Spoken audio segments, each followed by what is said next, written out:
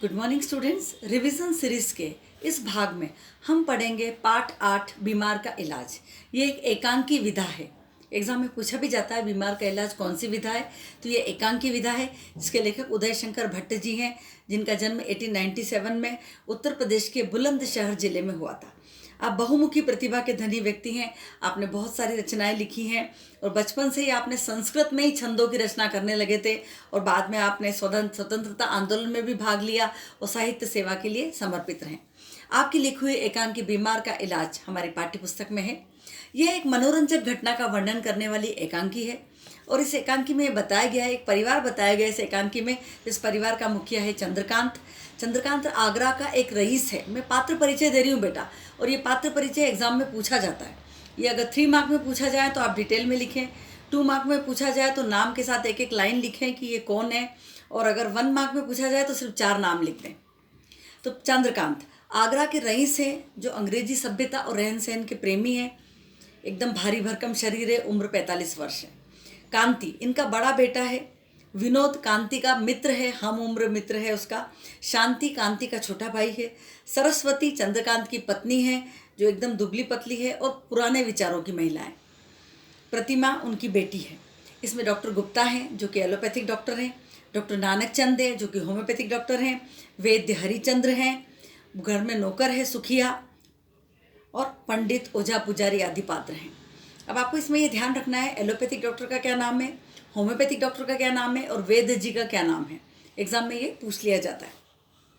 तो पात्र परिचय आपको हो गया, तो इसकी स्टोरी अपन समझ लेते हैं शॉर्ट में। इसमें मनोरंजक घटना है कि चंद्रकांत का जो परिवार है उस परिवार में चंद्रकांत का बेटा है कांति, कांति का मित्र है विनोद। वो लोग आगरा में रहते हैं। आगरा में इनकी बहुत बड़ी कोठी है जिसको कहेंगे बंगला है, वहाँ ये लोग रहते हैं।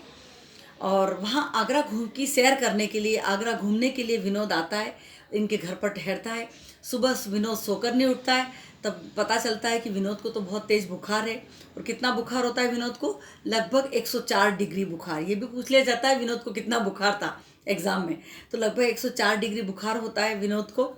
तो घर के सारे जो सदस्य इकट्ठे हो जाते हैं, भाई घर में जो गेस्ट आया है वो बीमार हो गया।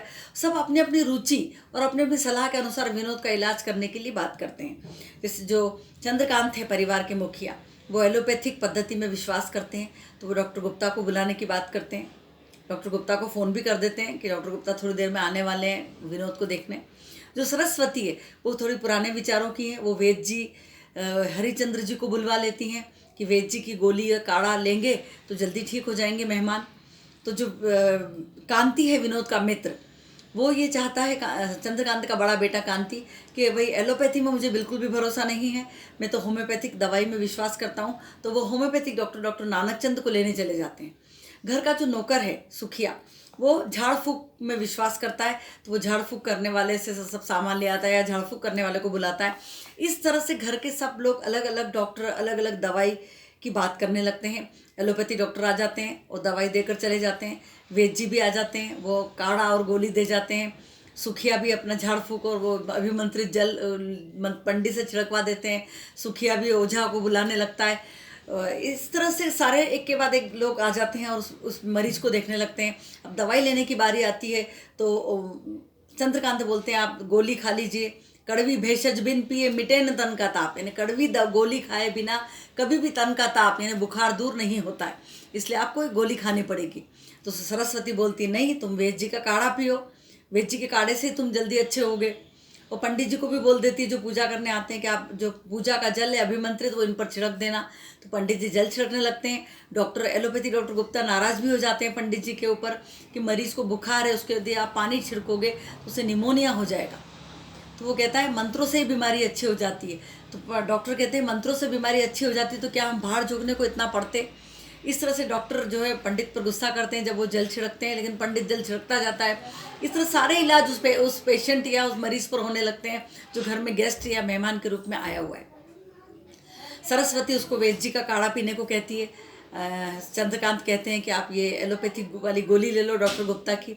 अब दोनों पति पत्नी अपनी अपनी दवाई लेने के लिए दबाव बनाने लगते हैं, उसको प्रेशराइज करते हैं विनोद को। विनोद परेशान हो जाता है कि मैं ये गोली लूँ या काढ़ा पीऊँ। दोनों पति पत्नी चंद्रकांत और सरस्वती लड़ने लगते हैं विनोद के सामने ही। और बहुत उनके आपस में बहस हो जाती है, थोड़ी हॉट टॉक हो जाती है और वो सरस्वती जोर जोर से रोने लगती है। चंद्रकांत फिर उसे मनाने लगते हैं। ऐसा दृश्य उपस्थित हो जाता है मरीज के सामने कि बड़ी हास्यास्पद स्थिति हो जाती है। और मरीज को ये कहते हैं सब लोग कि तुम एलोपैथी पे ही विश्वास करो, चंद्रकांत कहते हैं। तो सरस्वती कहती है आप आयुर्वेदिक दवाई या वैद्य जी पर भरोसा करो। सुखिया कहता है झाड़ फूँक से अच्छे हो जाते हैं, बुखार अच्छा बुखार चला जाता है। इस तरह से घर के सारे लोग अपने अपने इलाज उस व्यक्ति पर लागू करने का प्रयास करते हैं और इस चक्कर में घर में झगड़ा हो जाता है। सरस्वती रोने लगती है और बीमार की स्थिति बड़ी दयनीय हो जाती है। ठीक उसी समय ये सब चीज़ें चल रही है, सरस्वती रो रही है जोर जोर से, चंद्रकांत और उनकी बहस हो गई है, विनोद परेशान है कि वो किसकी दवा पिए। उसी समय डॉक्टर नानक चंद को लेके आ जाता है जो कि होम्योपैथिक डॉक्टर है। और वो आके पूछता है कि भाई क्या हुआ पेशेंट को। तो वो परेशान कि अब मुझे तीसरी दवाई भी लेनी पड़ेगी। विनोद बिस्तर से खड़ा हो जाता है और कहता है मेरा बुखार घूमने से ठीक होता है, और घर से बाहर निकल जाता है। तो नानक चंद को आश्चर्य होता है कि पेशेंट को देखने आया हूँ मैं और पेशेंट तो उठ के चल दिया। तो वो बोलते हैं शायद इसको नींद में चलने की बीमारी है। फिर घर के लोग बोलते हैं कि मैंने इसको वैद्य का काढ़ा दे दिया है। सरस्वती बोलती है, चंद्रकांत बोलते हैं मैंने इसको एलोपैथिक दवाई दे दी है। सुखिया बोलता है कि मैंने इसको झाड़ फूँक करवा दिया है। तो नानक चंद परेशान हो जाते हैं। वो बोलते हैं होम्योपैथिक डॉक्टर कि इस घर के सभी लोग पागल हैं शायद, और वो बाहर निकल जाते हैं। घर के लोग जोर से चिल्लाते हैं ए डॉक्टर, और डॉक्टर चला जाता है।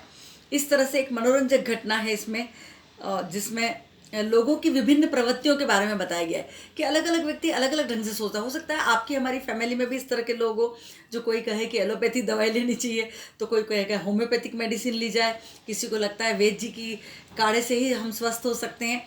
तो अलग अलग सोच व्यक्ति की हो सकती है। तो लोगों की अलग अलग प्रवृत्तियाँ होती है, चाहे वो एक ही परिवार के हो, और ये उससे व्यंग्यपूर्ण स्थिति निर्मित हो जाती है परिवार में कभी कभी, और वो हमारा मनोरंजन करती है। इसी तरह की चर्चा इस एकांकी में की गई है। तो एक एकांकी विधा है, इसके पात्रों के नाम पता होना चाहिए, इसके सारे डॉक्टर्स और वैद्य जी के नाम आपको पता होना चाहिए। और इसके इंपॉर्टेंट क्वेश्चंस बता देती हूँ मैं। चंद्रकांत की सभ्यता और रहन सहन का प्रेमी था। होम्योपैथी के प्रति किसे विश्वास था, ये क्वेश्चन इसमें आता है। कड़वी भेषज बिन पिए मिटे न तन का ताप, चंद्रकांत के इस कथन का आशय स्पष्ट कीजिए। और सुखिया विनोद की किस प्रकार की चिकित्सा के पक्ष में था, क्या आप इससे सहमत होंगे। इतने क्वेश्चन आप इसके तैयार कर लें। इसमें बहुत सारे ग्रामेटिकल पोर्शन बहुत है इस लेसन में, वो भी आप अच्छे से रेडी करें। इसमें से ग्रामर आती है एग्जाम में। ओके बेटा।